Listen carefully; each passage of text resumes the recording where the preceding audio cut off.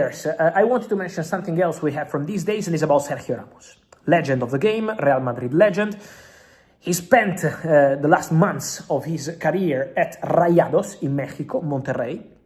But Sergio Ramos has informed Monterrey, also via his agent, that he's not going to stay at the club in 2026. It means that Sergio Ramos will be available on a free transfer now, immediately, for January, because he wants a different chapter. My understanding is that Sergio Ramos doesn't want to retire. Sergio Ramos wants to play football. Sergio Ramos wants to play very competitive football. Sergio Ramos has had a good experience in Mexico. He was happy at Rayados. He did also quite well in the Club World Cup. He scored a goal against Inter. So Sergio Ramos had a very good impact there. But now wants to try something different. And so Ramos would be open to returning to Europe. Ramos would be open to even a 6 months opportunity in Europe. So keep an eye on this one, because Sergio Ramos will be offered to club, will be considered. And I think it will be an interesting name, because Sergio is showing that, okay, he's not young anymore, but still, at Rayados, he's showing his impact. He's not a top name who is only going and staying on the bench or only training. When he's playing, he's having an impact, so maybe not at the highest level possible, but there are many clubs that could take this into consideration. So keep an eye on Sergio Ramos as a free agent already from January. So it's not for the summer, it's for now. And then, guys, I wanted to talk to you about two midfielders. One is called Mendoza. Save this name, Mendoza from Elche. 20 years old, has a release clause of 20 million euros, and this release clause is attracting several clubs. Arsenal had their scouts already in 2 games between October and November to follow Mendoza. Arsenal are keeping close eye on the player. Not only Arsenal, because also Italian and Spanish clubs are monitoring this boy. Again, Spanish, quality player, 20 years old. Again, 20 million euros could be a bargain. Arsenal are very good with these opportunities. Mosquera was not about a release clause, but was an opportunity, for example, out of contract at Valencia. Arsenal, Andrea Berta, decided to go for it and sign a top defender for a very cheap price. So Mendoza could be an opportunity. At the moment, Arsenal are happy with the midfielders they have, so it's not something imminent, but they're monitoring the player. There are more clubs, again, interested in this boy, so let's see what's going to happen. But for sure, an interesting player to follow with a lot of clubs tracking him, including the Gunners, who are doing fantastic, who are focusing on new contracts, Bukayo Saka, Jarian Timber, soon also Declan Rice, but still keep close eye to the opportunities on the market. And when we say opportunities, guys, Andre Curi, who is the agent of Estevao, but also the agent of Ederson, the midfielder from Atalanta, sent a message in the recent days. And the message coming from the agent of Ederson, Brazilian midfielder, great intensity, great energy, a player who's been in the list of Manchester United for a long time. He was on target for Man United 1 year ago. Then it was not possible in January 2025 to get a deal done with Atalanta. First, as I told you a few days ago, and also for Vinicius Junior. For Arsenal, guys, the focus is on contracts, because Arsenal did a fantastic job in the summer transfer window. Arsenal will have a new man as part of their recruitment team, and it's going to come from Italy, so same as Andrea Berta, who was the director at Atletico de Madrid, but he's Italian. And another Italian man is coming at Arsenal, and is Maurizio Micheli. Maurizio Micheli is one of the key figures at Napoli now. He's going to leave the club with immediate effect. He's already communicated his intention to go to Arsenal.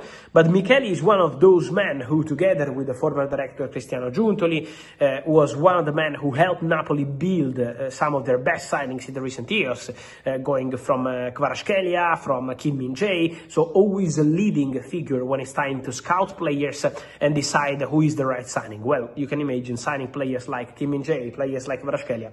Not bad at all. And so Maurizio Micheli is going to Arsenal. Meanwhile, Arsenal are working on new contracts. For Arsenal, contracts are very, very important. We saw that because they extended the contract of William Saliba. They did a very good job with Miles Lewis Kelly, with Ethan Nwaneri. So Arsenal are always on point when it's about new contracts. And I wanted to mention 3 more. So for Bukayo Saka, Arsenal are making very good progress. There is a negotiation ongoing, but the exchange is quite positive between Arsenal and Bukayo Saka's camp over new contract. Saka wants to stay. Arsenal obviously wants Saka to stay. So the conversation is very good at this stage between Saka and Arsenal. Jarry and Timber, conversations underway between the Dutch defender and Arsenal over new contracts. So also in this case, the talks are ongoing. Arteta is a big fan of the player. Timber is helping in several positions. Arsenal believe that his potential is still huge. So he is already doing fantastic, but he can do even better in the future. And so Arsenal want to give him a new deal as soon as possible. And the conversation is well underway with Bukayo Saka and with Jarry and Timber. So let's follow these two situations because Arsenal are really working hard on these two.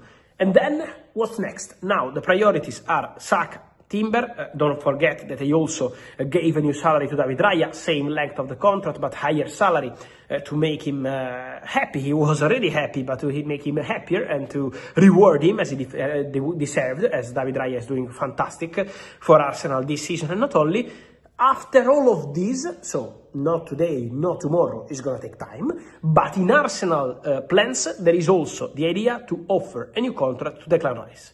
So Arsenal also want to discuss with Declan Rice and offer him a new deal.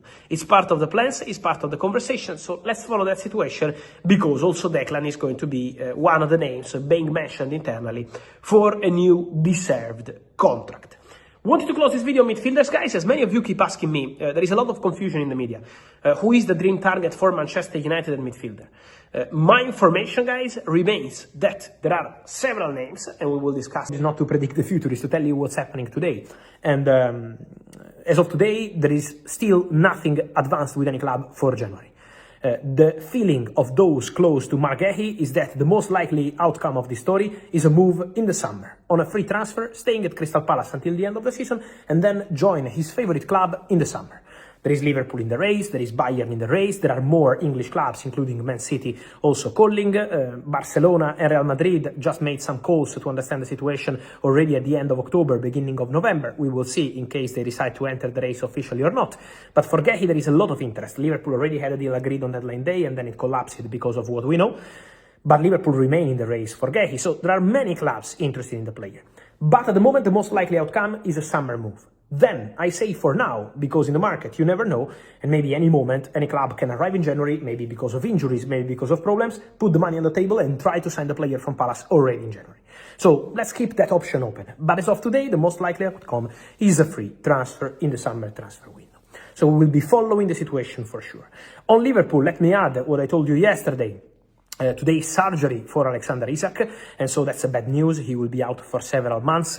Liverpool will now assess what to do in the January transfer window, but there is a possibility, as I told you yesterday, Liverpool will enter the market. We will see whether it's going to be for one or two positions, but Liverpool are considering the possibility to enter the January transfer window. And so good luck to Alexander Isak, who will be out for some time.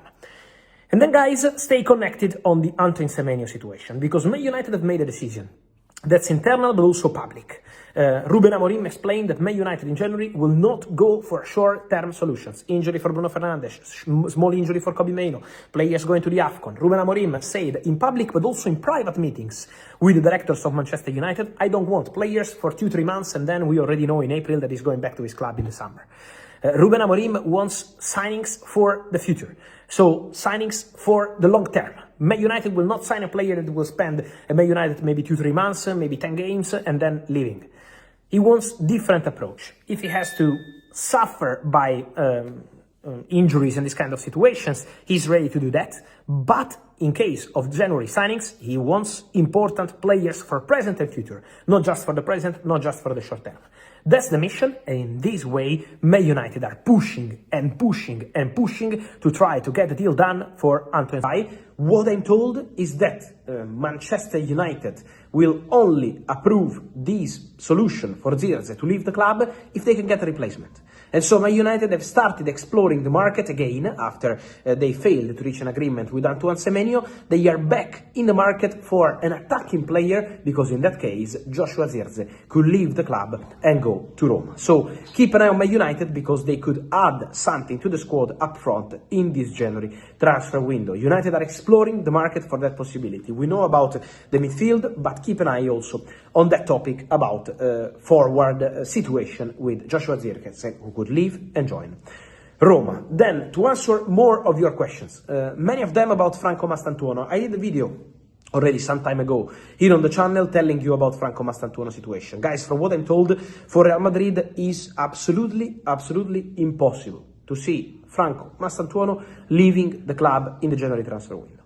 I know there have been reports on Napoli, I know there have been reports on a possibility to go on loan, but I'm told that this is absolutely impossible. There are no conversations, no negotiations, no talks for Gonzalo Garcia. Talks about Juventus in Italy in the recent days are not true from what I'm hearing, and also for Franco Mastantuono. Real Madrid see Endrick to be likely their only last move in the January transfer window. Endrick joined Olympique Lyon on a loan deal from Real Madrid a few days ago, and Real Madrid are not expected to approve any other exit for Franco Mastantuono, for Gonzalo Garcia. Real Madrid deny all the possibilities about Napoli for Mastantuono, about Juventus for Gonzalo Garcia. Real Madrid insists that these players will not leave the club. So that's the situation. On Mastantuono, let me add, he's considered a really important player by Xabi Alonso. Remember that Mastantuono was playing a lot as a starter for Real Madrid at the beginning of the season. Then he had some public problems, and so that was the problem. The injury